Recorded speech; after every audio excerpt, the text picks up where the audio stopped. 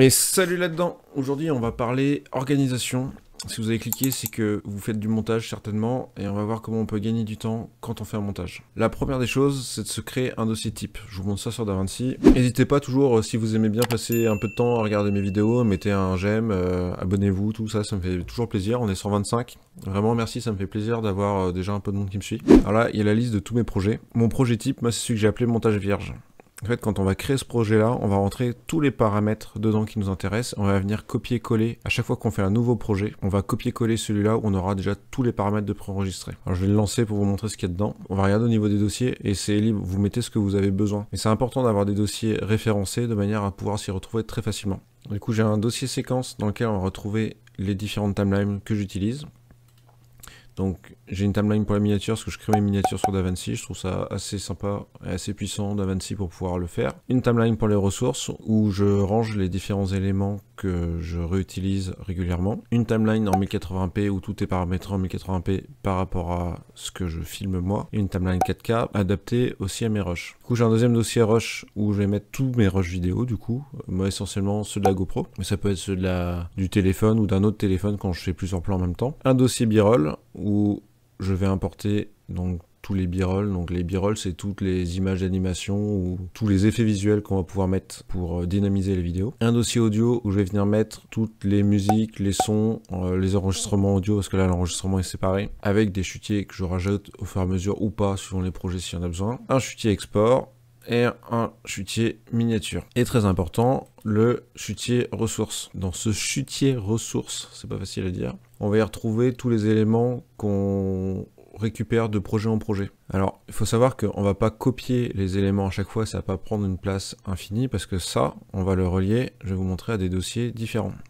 Au niveau des dossiers, moi, je range tout dans un dossier vidéo, là, sur la chaîne Tech. J'ai un dossier type avec le nom qui correspond à mon référencement. En fait, quand je crée mon projet à chaque fois, je mets d'abord l'année, ensuite le mois, ensuite le jour. Ça permet de les récupérer dans l'ordre où on les a créés. Et je récupère les mêmes numéros que dans DaVinci. C'est plus facile pour se retrouver. Dans ce dossier, on va juste créer l'architecture et en fait, on va pas y mettre grand-chose à la création. Et c'est un dossier, pareil, qu'on va venir copier-coller à chaque fois qu'on fait un nouveau projet. C'est-à-dire qu'aujourd'hui, le jour où je filme, par exemple, si je prends celui-là, je le copie, je le colle et je le renomme. Aujourd'hui, je l'appellerai, du coup, on est le 8 mars 2024, donc j'appellerai 240308. Je fais un espace, un tiret, un espace, je l'appellerai projet exemple, avec, on s'en fout.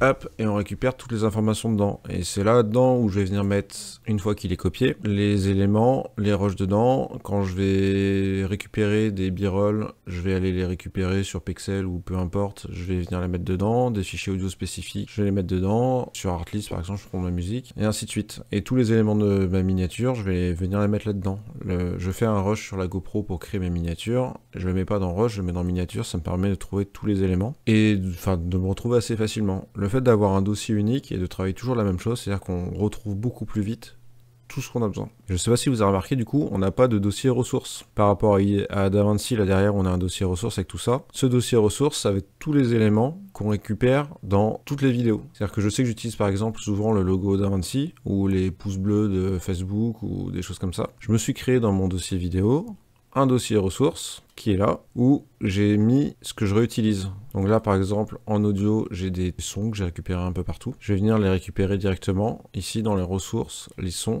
Et suivant d'où je les ai récupérés, je vais pouvoir venir comme une bibliothèque dedans. L'avantage, c'est que ça surcharge pas mon projet, parce que c'est pas stocké dans le projet, c'est juste des raccourcis vers un dossier où sont rangés tous mes éléments. Et du coup, quand on va faire le montage, on retrouve tout, on n'a pas besoin d'aller les importer à chaque fois, on a déjà tous les raccourcis qui sont créés en fonction de ce que j'ai mis sur du commun. Ça va pas être des éléments spécifiques à la vidéo, mais ça va être des éléments que j'utilise régulièrement. Des dings, des whoosh, peu importe les éléments, mais c'est des choses que je réutilise. Donc vous, c'est la même chose, dans ces dossiers-là, il faut mettre des choses récurrentes, pas que vous allez utiliser sur un projet. Quand vous avez des éléments sur un seul projet, vous allez venir les renseigner dans le projet en cours, donc le projet exemple par exemple pour nous, et on va venir mettre un b-roll là-dedans si on l'utilise que sur ce projet-là. Si on sait qu'on va le réutiliser après, à la fin du projet, on les copie, et on met à jour notre projet type, et comme ça la prochaine fois qu'on l'utilise, on récupère toutes les informations. Donc ça, côté organisation, c'est déjà un gros gain de temps, parce que quand on recrée un projet, on n'a pas besoin de rechercher la petite flèche qu'on utilise d'habitude pour montrer quelque chose sur la vidéo, le petit bip bip bip pour ajouter une petite animation, et tous ces éléments-là, ça va permettre de gagner du temps très facilement. Ensuite, sur les projets, on va paramétrer l'intégralité du projet sur des éléments qu'on va utiliser.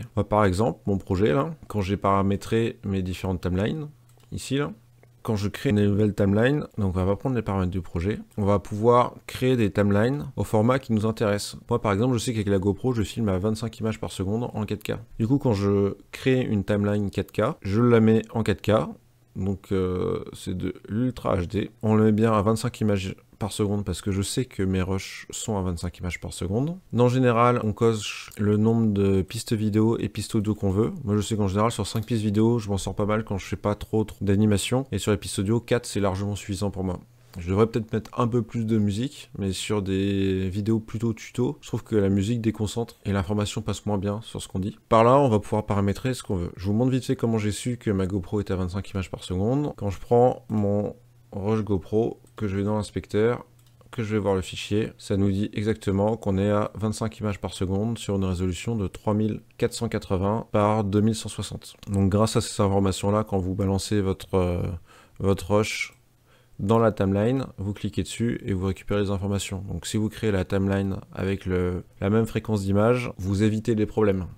Alors dans mon dossier ressources, ce que j'aime bien moi, c'est rajouter aussi du coup les b-roll. Je sais que j'ai utilisé plusieurs fois mon petit bonhomme qui est malade là, et ça permet de récupérer mon fichier et pas d'aller le rechercher à chaque fois. Et encore une fois, il est stocké qu'à un seul endroit dans mon répertoire ressources, et c'est juste un raccourci vers ce répertoire à chaque fois. Évidemment, il est toujours stocké sur un disque différent du système, c'est-à-dire que quand je crache mon système, je récupère toutes mes données. Donc c'est ce que je vous disais, hein, moi, dans mes logos, j'ai les pouces que j'ai récupérés. La dernière fois, j'ai fait des petites flèches, je les ai récupérées. Le pointeur de souris, les petits logos YouTube, et au fur et à mesure que vous faites vos projets, vous rajoutez et vous implémentez votre dossier type. C'est-à-dire qu'à chaque fois que vous allez recopier votre dossier pour en créer un nouveau, vous allez récupérer l'architecture ressources. Donc je vous montre comment ça se passe. Si on récupère un nouveau b-roll par exemple qu'on réutilise, par exemple des vagues, on va télécharger notre fichier, on va venir le mettre dans le dossier